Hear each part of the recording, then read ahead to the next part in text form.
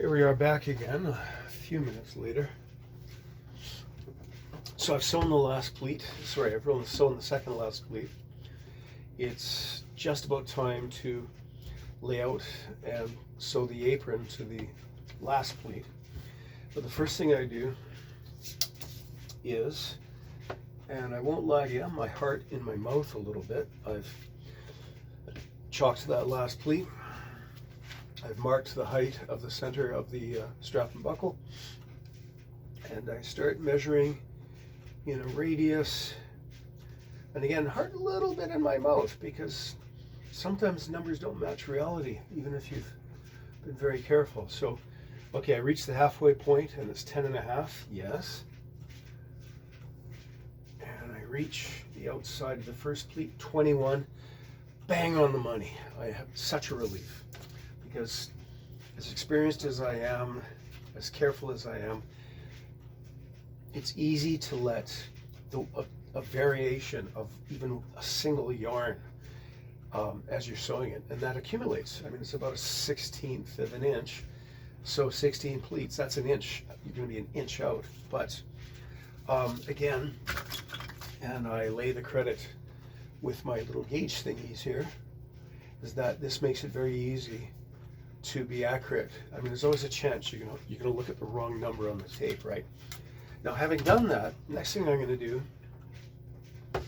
is I'm going to start at the center line, and then I'm going to compare the pleats to make sure that I haven't made a mistake, that I haven't skipped an element of the tartan or repeated an element of the tartan. So starting with the center, I move out. Those are the same. Each of these is matching. 1, 2, 3. Nice, because as I've mentioned before, I've encountered kilts that have been brought to me for alteration where one side has 2 or sometimes even 3 more pleats, and it always seems to be on the left side, never on the right side as you're looking at the cloth. This is the right side of the kilt, but as worn, but it always seems to be on the left side. Somebody adds a bunch of extra pleats, and I wonder if perhaps I had one explanation offered to me, which I think is BS, that my apologies to the guy who told me, but it's BS, that by putting extra pleats on one side you're accommodating for future growth. Well, that's bad practice at a number of levels. What I think more likely has happened is somebody's measured it and realized that they don't have the width that they planned for, and they keep adding pleats till they get the width, and it's nonsense. Don't do it. Okay, cool. So yeah, that's all good. It measures out. I'm super happy. I might also look under each pleat, because when I look under each pleat, I should see the same element that I see here. I'm going to see there, and you don't always see that. You'll see people, if you flip a kilt over and the underside, on the back side of the pleats, you'll have, pardon me, you'll have a series of narrow pleats and then one very deep one, and it might be covering 2 or 3 pleats. It's, yeah, sorry guys, go back to school. Learn your trade. Right, so this is my meeting place. Got to think of a more, I don't know, artsy term for it, or tailory term for it. I don't know.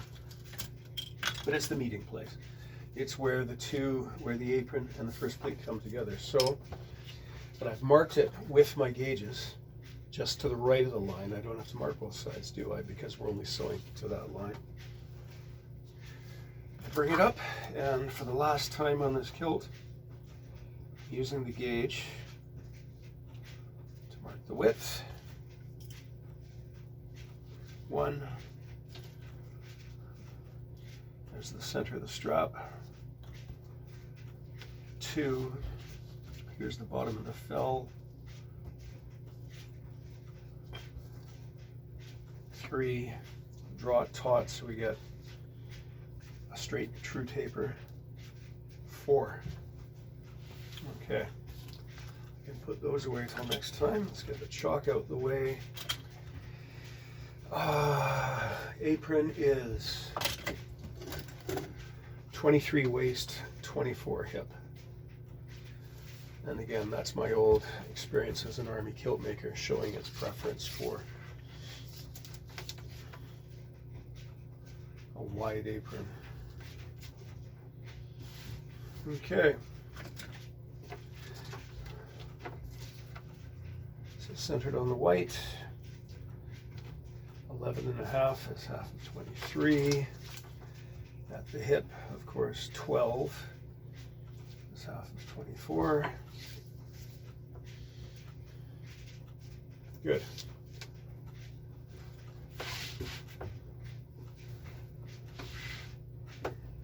Bring it over.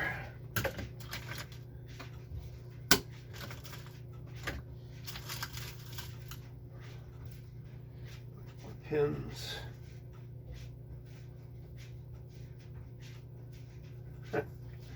It's funny, every time I dump them, and I've said this before, but hey, repetition is one of the principles of learning.